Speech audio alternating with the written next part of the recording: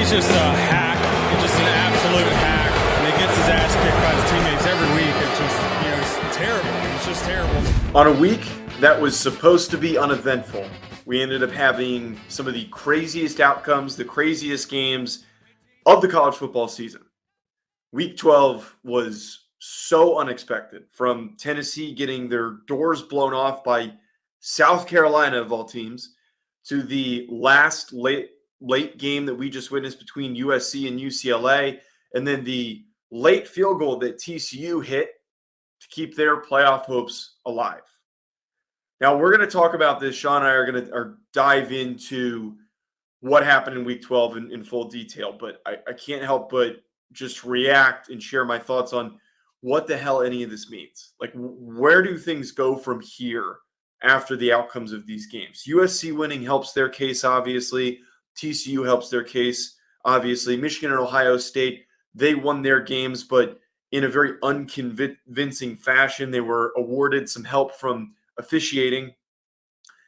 But right now, the way that I look at it, with Tennessee losing, and the one thing that I had said the entire time since their loss to Georgia is that they were going to have a walk-in path to the playoff, not having to play in the SEC championship game. Their chances of making it are done. They're out the window.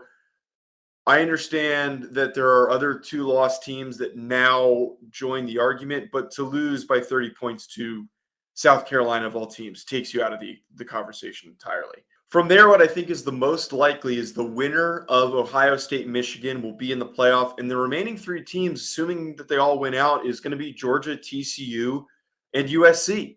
I don't foresee a potential argument for LSU to make it. And I said this before. I know that my take was more so that USC should be ranked higher, but a three-loss team should not be in the conversation. They should not be allowed to be placed in it, because the counter argument to that is, well, why can't Tennessee be placed into the playoff? Because they also have a win against Alabama, and they have two losses.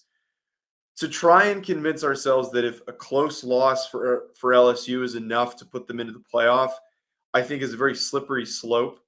They should not be in it again with those three losses. The other possibility here is that whoever loses the Ohio State-Michigan matchup, which frankly right now, at this point in time, at midnight on the East Coast, I can't tell you without doing a deep dive on who I think is going to win that game. That is a complete and utter toss-up. But there is a potential possibility for whoever loses, say they lose by a touchdown or less, and it's a really close game till the very end, kind of like what we just saw with USC and UCLA, inevitably, we could get both of those teams into the playoff. Who they would nudge out, USC or maybe TCU. What's going to really F things up is if USC doesn't win out or TCU doesn't win out, it is going to be a fucking free-for-all for who you put in. Because then there's arguments that can be made for LSU. There's arguments that can be made for whoever ends up winning the Pac-12 if it's not USC, if it's Oregon, which seems to be the case based on how they're playing right now against Utah. It is going to be a mess if either TCU or USC lose, or if both of them do, which is a huge potential possibility. Whatever it's going to be, I'm curious what everyone has to think. Drop a comment below. Again, it felt like we had so much certainty before this week, and this was supposed to be an uneventful week. And I feel dumbfounded. Like, I can't formulate what is going to happen, because there are so many different scenarios that could play out up until this point, until the end of the season. Comment what you think the four teams are going to be and who you think is going to end up playing in. And also make sure you hit that like button, hit that subscribe button. We're going to be going live tomorrow night like we always do on Sundays. We'll be back, folks.